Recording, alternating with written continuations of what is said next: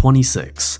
That is the number of Remembrance bosses in Elden Ring and its DLC. Remembrance bosses are some of the hardest or easiest bosses in the game, and in today's video, I'm going to be ranking all 26 of these bosses in terms of which fights I enjoy the most, and in terms of which fights seem the most engaging. Now keep in mind that no boss in Elden Ring is definitively bad, it's just that in comparison, some bosses are objectively better fights, with others not being as fun. Much like my previous ranking video where I ranked every Minecraft update, link in the description, I'm going to rank these bosses in 6 tiers.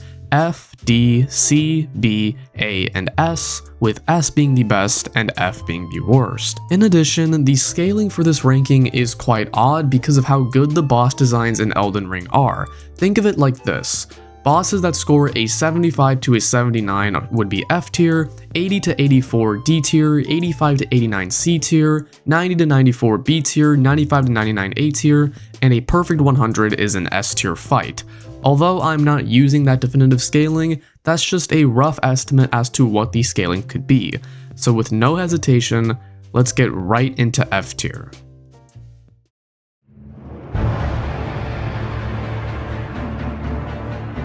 Commander Gaius opens up the list as the only Remembrance boss in the game to go in F tier, and I think many people would agree. There's something about Gaius' set of attacks that just doesn't sit right with me or the average player, most notably his charge attack. He rides his boar straight towards you, and if you don't dodge it perfectly, and I mean frame perfectly, you're going to get hit and lose a third of your HP. Now a surprising way around this is to use Torrent and jump over him, or just flat out run away, but that's only effective when Gaius is not launching high-speed projectiles at you. Then he also has that 8-hit combo or something like that where he just jumps around like he's on crack or something, and then the fight becomes unnecessarily overwhelming. All in all, I am not a big fan of Gaius' fight, and I would go as far to say that he is one of my least favorite fights in the entire game.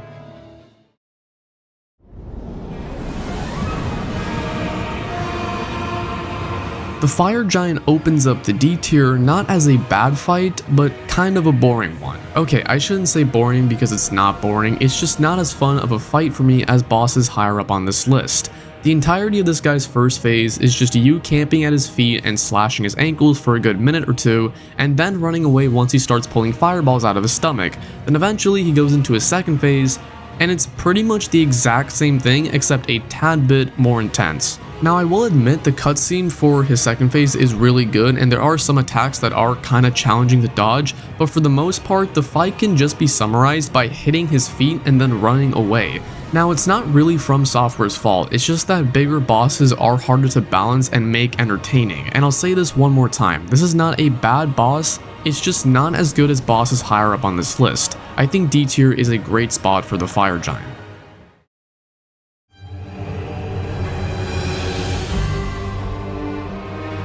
I don't really like the Scattertree avatar, I just can't exactly figure out why. Maybe it's the 3 phases, or the fact that he inflicts bleed, or that getting close to him almost always results in getting hit by his Thorns attack. Or maybe it's his OST, I do not enjoy his OST one bit. It sounds like something you'd hear from SpongeBob when Plankton's trying to steal the Krabby Patty secret formula. It's just a mid OST in my opinion. Now although the fight is one of the easier ones in the DLC, especially if you use a fire-based weapon, it's just a fight that I don't really enjoy in comparison to other fights higher on this list. Once again, much like the Fire Giant, it's not a bad boss, just not as fun for me as bosses higher on the list.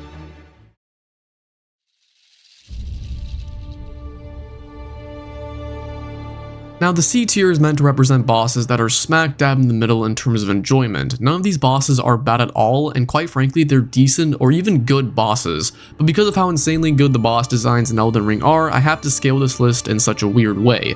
But now let's talk about the Regal Ancestor Spirit.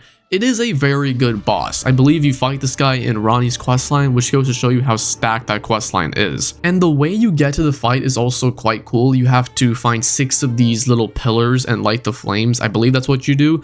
And the fight itself is really easy and it's not that complicated to learn. And the music for this fight is also really interesting. Now the only downside to this fight is that the Regal Ancestor Spirit is quite weak. Once you actually get to his fight and you get to Nokron and you finish exploring a lot of Limgrave, the Weeping Peninsula, and Liurnia, you become so damn overpowered that you kill him within a minute or something.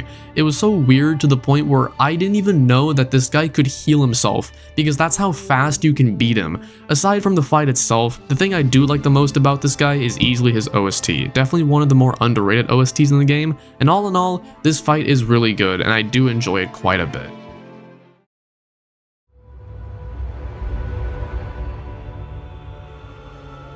Astel's fight is very similar to the Regal Ancestor Spirits in the sense that you fight it in Ronnie's questline, and it is a very quick and easy fight as long as you camp at a certain part of his body, this being the head, so it's not necessarily a bad fight. But my biggest qualm about Astel's fight definitely is the shit you have to go through in order to get to this fight. That's the only reason why I wouldn't rank this guy higher, is because you have to go through the damn Lake of Rot just to get to Astel's fight, and that's like the most tedious and annoying place in the entire game. Honestly, crossing the Lake of Rot is harder than Astel's fight itself. But aside from that, I really do enjoy Astel's fight. It is a very beautiful environment where you fight him in. However, I don't enjoy Astel's fight that much to the point where I can rank him higher than C tier. He's definitely a good fight nonetheless, however.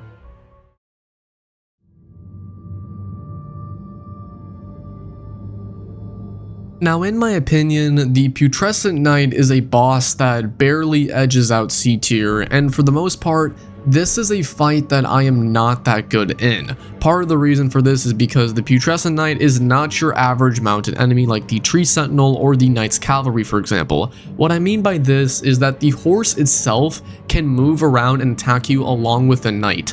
Occasionally, you will end up fighting both the knight and the horse at the same time, and judging by the footage y'all are seeing here, which was my first time fighting the Putrescent Knight, it definitely makes this fight a tad bit overwhelming, especially in that scenario. Now, I don't dislike the fight at all, especially after I got his moves down in future playthroughs. He's definitely a good fight, I won't deny that. But much like every single C and D tier placement, there are other bosses that I enjoy far more. But still, I would definitely rank this guy in C tier 100%.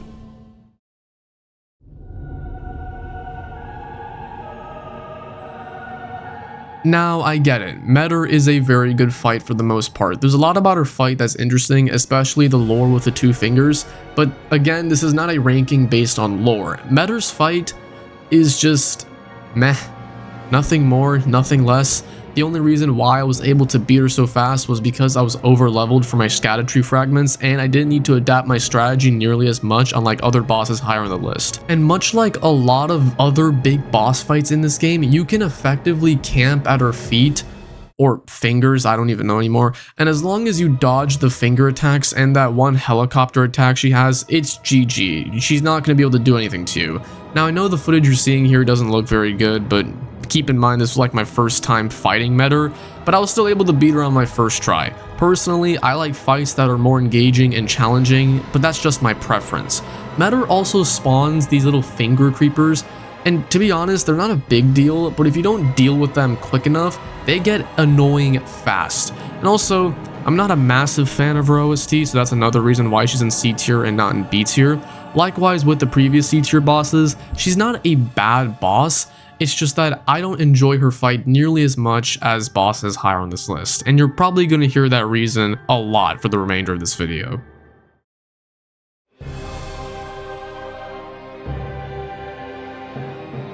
Romina marks the last entry in C tier as a boss that I found kinda underwhelming. She's not super easy, and her second phase can be a bit challenging once she starts to proc Scarlet Rod a ton, but aside from that, did anyone have any major challenge with Romina? Because despite her being one of the endgame bosses in the DLC, one of the mandatory bosses that you have to beat in order to get to Anira Lim, she seemed a bit easier than bosses like Rolana or Mesmer, who are fought much earlier on in your playthrough. But let's talk about the good stuff for her fight.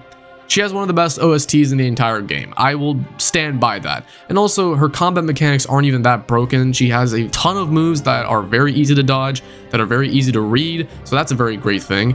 And that's probably all I can think of right now, to be honest. I mean, all in all, she's a decent fight. She's not horrible, but she's not incredible. I think a high C tier is a great spot for Romina.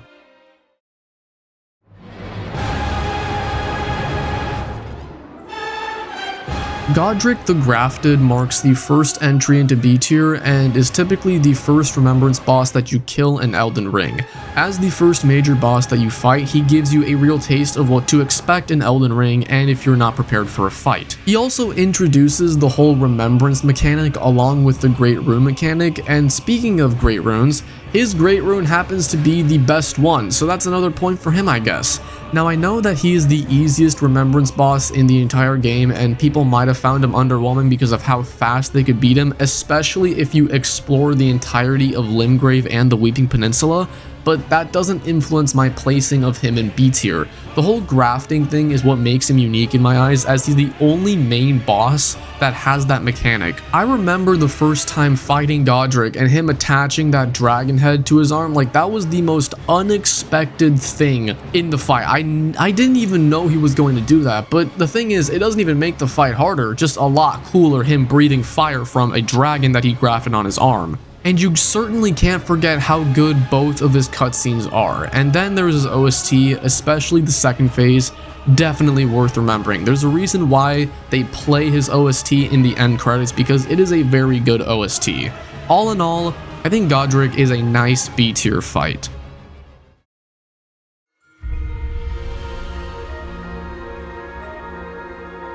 Now I know the first phase of Renala's fight seemed more like a chore than a fight because you spend majority of the fight just trying to break the golden shells of Renala's crippled children, but we're going to focus more on her second phase because that's where she actually fights as Renala, Queen of the Full Moon. Aside from having one of the most spectacular and beautiful arenas in the entire game, Renala's second phase always keeps you moving due to her sorcery attacks, so the pacing is really good for the most part. Now I understand the summons can get very annoying, especially the Bloodhound Knight. That one gave me a lot of trouble quite a few times, but at the same time, they're really weak summons, and when Renala summons them, she just backs away and lets you fight them instead of her, so that's a very good part on From Software's end. Now, much like Godric, some people may have found her fight underwhelming because of how fast you could beat her, but once again, that doesn't really influence my placing of her in B tier. Beating Renala also unlocks one of the most important mechanics in the entire game, and that is the ability to respec. That, like, just an incredible mechanic.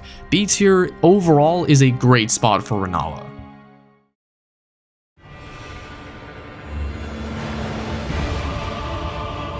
Morgott is basically Margit on frickin' steroids. His attacks are quicker, hit harder, and he's got a lot more health. And since you already know most of his moves because you fought Margit earlier, the fight is more about being prepared for the faster pace. His fight also feels like it has more weight behind it, especially with his lore. Morgott being born in a cursed omen and then staining the thrones with his curse after you wound him, it really shows the character that he is. He fights for the Golden Order and protected Leyndell during the Shattering, but now back to his actual fight. It's one of the faster paced fights in the game, and you all know that I enjoy faster paced fights, and I believe Morgott also has one of the largest movesets out of any boss, so that's pretty cool. All in all, I really enjoy Morgott's fight, and you can definitely put him in A tier if you want, and I wouldn't disagree, but I think that B tier is a minimum for sure.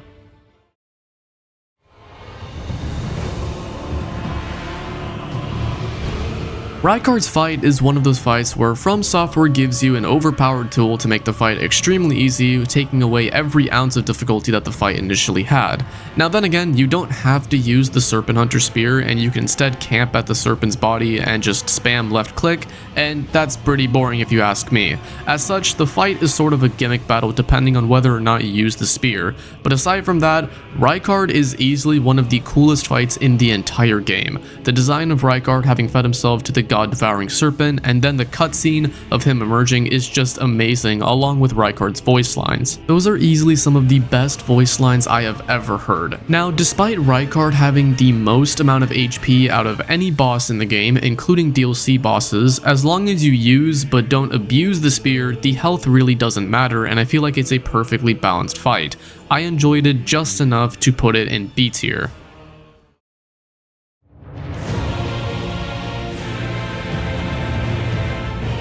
the best OST, or at least one of the best OSTs in the entire game. However, I can't really say the same about his fight. Unfortunately, all Ancient Dragons suffer from a sort of mid-fight, and Lich Dragon Fortisax is barely an exception to that. Now, I'm not saying that Fortisax's fight is bad, as I still rank him in B tier, but because he shares the overall moveset of a lot of Ancient Dragons, you kinda have no choice but to attack his legs most of the fight. And then there's the Death Blight, which isn't too bad because it takes a long while for the Death Blight to proc, and as long as you avoid the blatantly obvious Death Blight clouds, you should be fine for the most part. But Fortisax still has some really great moments of his fight. The part where he transitions from his first phase to his second phase is really cool, and like I mentioned before, his entire OST is a banger. His arena also looks so incredibly good, and paired with the eerie atmosphere, it makes for a really great environment for the overall fight. If I were to give a definitive ranking, I'd say that Fortisax is on the lower side of B tier, but he's still a great fight nonetheless.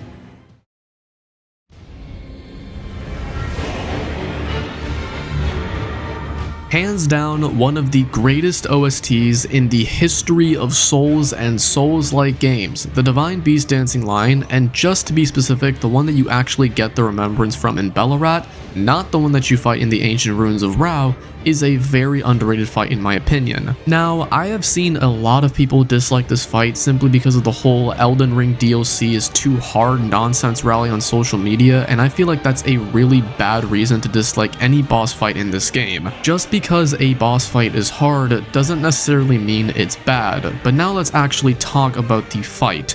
The Divine Line easily has one of the best second phases in the entire game, where he rotates between three elements: wind, ice, and lightning. None of these phases are overly difficult to handle, and also combined with his OST, which is again godly by the way, the fight actually makes it look like he's dancing, which is so incredibly symbolic, and I don't think any boss in this game has any amount of symbolism on this guy. But judging by the way I've been meat riding this guy so far, why exactly is he only B tier and not higher?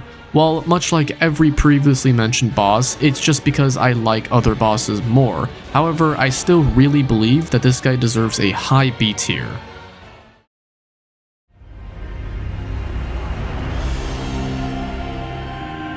Before Bale was introduced, Dragonlord Placidusax easily had the best dragon fight in the entire game. Now I understand that for a good portion of the fight, you could effectively camp at Placidusax's tail or his hind legs and deal big damage without getting hit, but once you take about a quarter to a third of his HP off, that's where the real action begins. For starters, he pulls this lightning nuke out of his ass that does insane damage, and then he starts teleporting and pulls more lightning shit out of his ass, and at this point, the fight really heats up, even to the point where he breathes freaking laser beams. Like, that is so incredibly badass.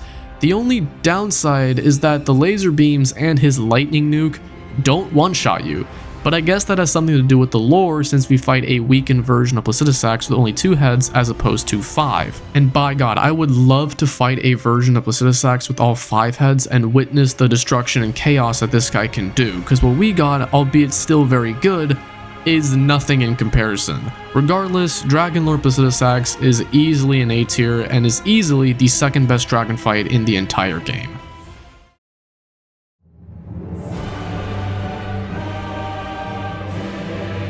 Before Promised Consort Radahn, Malenia was the hardest boss in the game, and some would argue that she was the hardest boss in the history of the Souls genre. She was so challenging, and I liked it. Every time I died, it wasn't because of a stupid broken gimmick or a bug. It was because I would crack under pressure and flop. Essentially, every time I died, it was because of something I did and not the boss, and that is what makes a good challenging boss. Not a busted series of moves, but instead a good challenge that forces you to play better than what you typically would. Now, I know what all of you are thinking. What about the waterfowl dance? Now, about a few months ago, I probably would have baby raged at the waterfowl dance, but now as I've gotten better and more used to that move, the waterfowl dance isn't super hard to dodge. It's almost as if you actually have to be good at this game in order to dodge attacks. That is absolutely freaking crazy. But let's talk about our second phase now, because that's where shit really heats up. The OST, the fight sequences, literally everything heats up. The second phase is incredibly well done for an endgame boss, and as a whole, this fight requires 100% concentration. It's one of the fastest paced fights in the entire game, and it is certainly a fight that deserves a high A tier.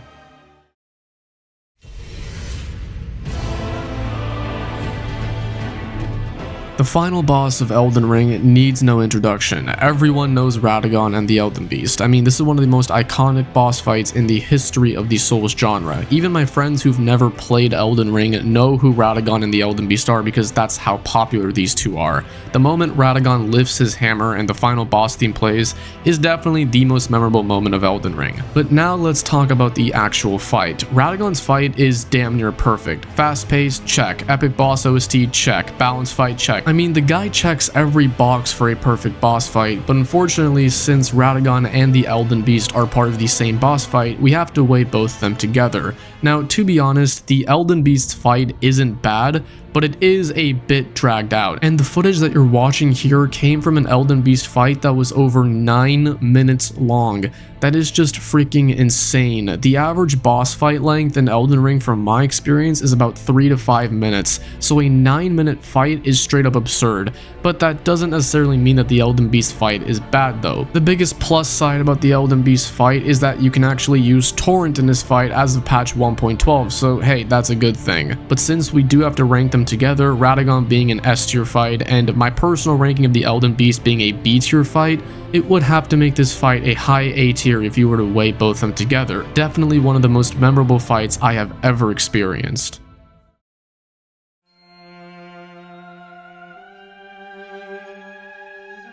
Another boss that quite a few people do not like because of the whole Elden Ring DLC is too hard nonsense. Get over it. Rellana has one of the coolest fights in the entire game. Now, I agree that she has similar movement to Melania, so that can be tricky to understand at the first time, but the thing is, Rellana's hitboxes are really small. Oftentimes when Rellana swings, she just doesn't hit anything, leaving a bit more room for error and making the fight more manageable, so there's no real reason to complain about difficulty or the boss having unfair mechanics. Aside from all of that, she has an amazing moveset, a great second phase, a great OST, great visuals, and all around a great fight. This is a fight that is always a go-to for me in future Elden Ring playthroughs, and for good reason. Rellana deserves a high A tier, and it is not even close.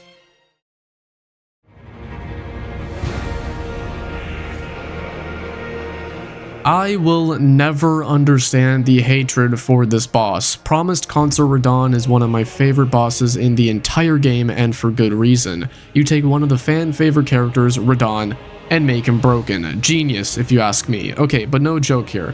Radahn's fight is just phenomenal, especially after the patch. And yes, I am ranking Radahn after the patch, not before. Before the patch, Radahn was broken for the wrong reasons, but now I feel like he's a reasonable final boss for the DLC. Now, I understand that a lot of people wanted Godwyn to be the final boss, maybe it was for a lore reason or something, but Radahn being the final boss and not Godwyn didn't really faze me. But now let's talk about the actual fight. This fight is worthy of holding the title of final boss fight because it actually acts like that. The music is godly along with that badass cutscene that resembles Radahn from the trailer. Then after Miquella joins the fight becomes super freaking insane and like so much is happening at the same time, and it's just incredible. And once again, I am ranking Radahn after the patch. However, there is one qualm that I still have about this fight, and that is Radahn's swoop up and strike down attack. Occasionally, this attack bypasses iframes, and I'm pretty sure that's a bug, so it'll most likely get fixed. All in all, this fight is amazing, and it definitely deserves a high A tier.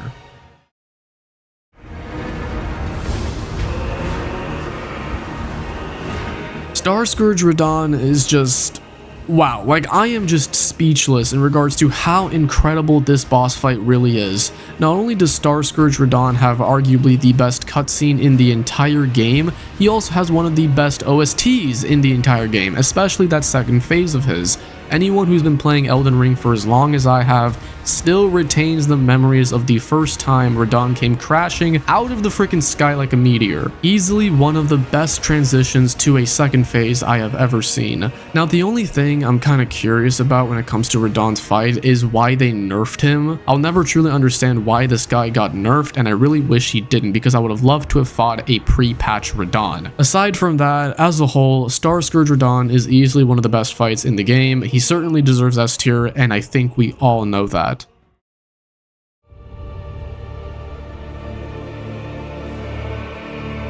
Malekith's fight is another one of those fights that everyone enjoys. Now on my first playthrough, it was kinda painful to have to fight the Beast Clergyman after I completed his questline and gave him all the death route, and it was definitely kinda tragic to do so. Now regardless of whether or not you completed Goronk's questline, his fight is still really good, and then out of nowhere he becomes Malekith, again having one of the most badass cutscenes I have ever seen, and then the fight becomes extremely intense. It's a shame that Malekith is one of the weaker endgame bosses when I really feel like he should have had his own health bar or something to make him a lot stronger. But that doesn't take away from the fact that this fight is absolutely nutty, especially on New Game Plus 7. Much like a lot of endgame fights, this fight is known for being extremely fast paced, so that's another plus. Oh, and he also has some pretty good music to go along with his fight.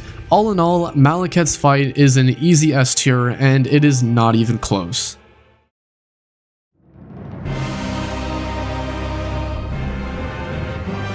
Godfrey is everything I want in an endgame boss. Epic character design, great moveset, great OST, great second phase, great everything. It should be no surprise to anyone that Godfrey is an S tier fight. This fight is just freaking insane. Every single moment of the fight is captured brilliantly. I honestly can't name a single thing wrong with this boss. From Software did an amazing job with the design for Godfrey, and then he goes into his second phase and becomes Hoarah, a being that literally radiates aura. Like dude, what in the actual this is literal peak gaming right here. Hoarah's fight is just incredible, and much like his first phase, I genuinely cannot name a single thing wrong with this boss, and as such, for blatantly obvious reasons, Godfrey easily deserves S tier.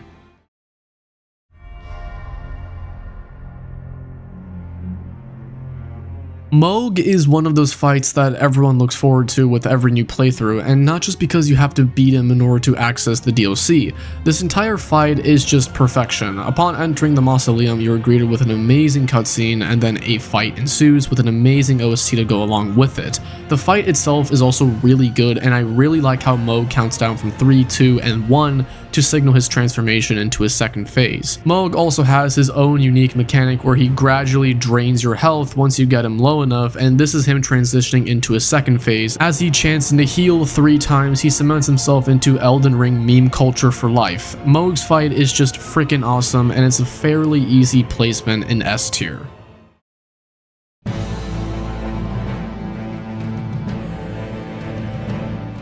Messmer the Impaler, the poster boy for the Elden Ring Shadow of the Erdtree DLC. I think everyone can agree that he is an easy S tier. From all of the trailers that came out for Shadow of the Erdtree, everyone kinda knew that Messmer was going to be a goated fight. I mean, the dude was on every single promotional tool for the DLC, so it made a crap ton of sense that this fight would be excellent. And much like all of the other S tier bosses, I genuinely can't find anything wrong with Messmer's fight in either his first or his second phase. S tier is without a shadow of a doubt, see what I did there, a perfect spot for Messmer the Impaler.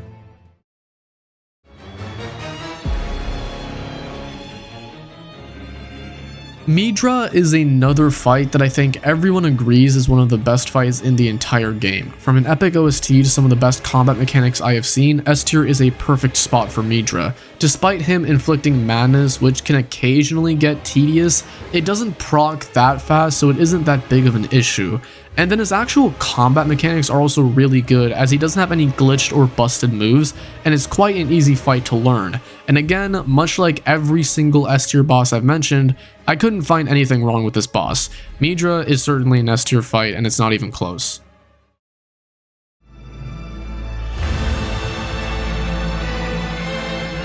Hands down, in my opinion, the best fight in the entire game. Baal puts every other dragon fight in Souls games to shame, and that includes Placidusax and Dark Eater Midir. And yes, Baal is a Remembrance boss on the official Elden Ring wiki. Part of the reason why Baal's fight is so incredibly good is that it's a dragon fight that forces you to be in front of him the entire time and punishes you if you decide to camp at his legs or tail. That is a great way to design a dragon boss, and I hope From Software continues designing dragon bosses like that in future Souls games. Now, when it comes to Baal, the thing that I like most most about him is his second phase. From my experience, the jump between Bale's first phase and his second phase is probably the biggest jump in difficulty I have ever seen, and that is exactly what I appreciate about this fight. They made a dragon fight feel like an actual dragon fight. Bale flies in the air, he breathes fire, he blows shit up. I mean, they put in so much effort into perfecting this boss that I genuinely believe that it's not only an S tier fight, but the best fight in the entire game. If you have made it this far, thank you so much for watching. I've had a lot of fun making this video, and hopefully you agree with my rankings, and if you don't, that's perfectly fine as well. Everyone's entitled to their own opinion. Like and subscribe, and comment down below your favorite place to get fried chicken.